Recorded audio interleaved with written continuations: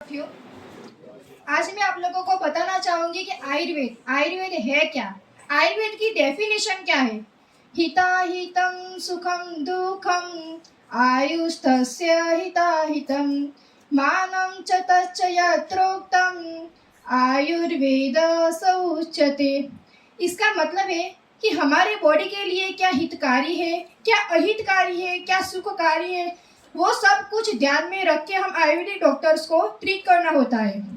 आयुर्वेदा वेदा means का जब जो सारा एक्सपीरियंस करके हम नॉलेज गेन करते हैं। हमारे ऋषि मुनि ने क्या किया था। हमारे आचार्य चरक, आचार्य सुश्रुत ने पहले के जमाने में सब कुछ एक्सपीरियंस कर करके सारा नॉलेज गेन किया था और ये सारा नॉलेज को सूत्रों के द्वारा उन्होंने सब कुछ एक्सप्लेन किया था जो हम बुकों में पढ़ रहे हैं।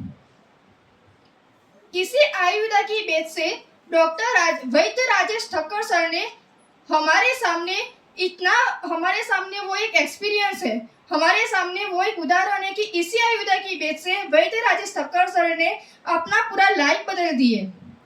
वैद्य राजेश ठक्कर सर ने ऐसे ऐसे केस ट्रीट किए हैं कि एलोपैथिक डॉक्टर भी मना कर रहे थे। एलोपैथिक डॉक्टर भी वो केस पकड़ने के लिए तैयार नहीं थे और हमारे वैद्य राजेश ठक्कर सर ने वो केस को उन्होंने ट्रीट किया और 100% उन्होंने रिजल्ट बता के दिया है। और उनके पास आयुर्वेदिक ट्रीटमेंट करने के लिए विदेश से लोग उनके पास आते हैं आयुर्वेदिक ट्रीटमेंट करने के लिए। उन्होंने बहुत केस ऐसे ट्रीट किए हैं जिसके मैं आपको 2-3 केस के बारे में मैं आपको स्टडी करके बताऊंगी कि एक बार 2012 और 13 की सितंबर महीने की बात थी कि वो एक मेल पेशेंट था। उनकी जो ब्रेन था, उनके ब्रेन से 1 या 1.5 लीटर खून बह चुका था। तो आप सोच सकते हैं कि उस पेशेंट की कंडीशन कैसी हो सकती है। वो अहमदाबाद में बड़ी कॉर्पोरेट हॉस्पिटल है, उसमें एडमिट हुए थे। पिछले 6 दिन से वो एडमिट हुए थे। सारे जो न्यूरोलॉजिस्ट डॉक्टर थे उन्होंने मना कर दिया था कि अब इस पेशेंट का कुछ नहीं हो सकता था। फिर डॉक्टर वैद्य राजेश ठक्कर सर को इस हॉस्पिटल में बुलाया गया और फिर उन्होंने पेशेंट को ट्रीट किया आयुर्वेदिक दवा से, ओनली आयुर्वेदिक। उन्होंने एलोपैथिक की मदद भी नहीं ली है। फिर क्या हुआ कि आयुर्वेदिक एक गोली दी कि जिससे 38 सेकंड में वो पेशेंट आईसीयू बेड में वो उछलने लगा, कुछ कोमा में चला गया था और आयुर्वेदिक ट्रीटमेंट से 38 सेकंड में वो उसमें ट्रीटमेंट मूवमेंट होने लगी। यह हमारे लिए बहुत गर्व की बात है। फिर दूसरा केस था कि कोरोना की बात चल रही थी। उसमें एक प्रेग्नेंट वुमेन थी कि प्रेग्नेंट वुमेन का 8वां महीना चल रहा था और उनको कोरोना पॉजिटिव आया था। तो फिर एलोपैथिक डॉक्टर के पास वो उनकी दवा चल रही थी।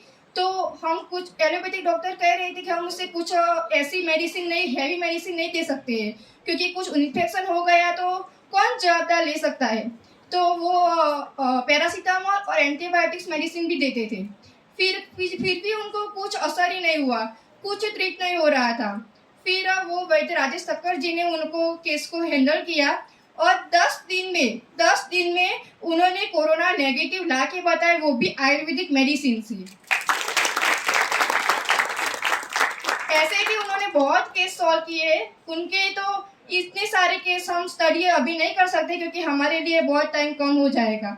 फिर एक दिन क्या हुआ कि जब हमारा ऐसे तुम्हारे जैसे तीसरी चल रहा था और हमारा इस कॉलेज में दूसरा या तीसरा दिन था और हमारी फैकल्टीज ने हम गांधीनगर गए थे हमारे फ्रेंड के साथ और हमारे फैकल्टीज के साथ।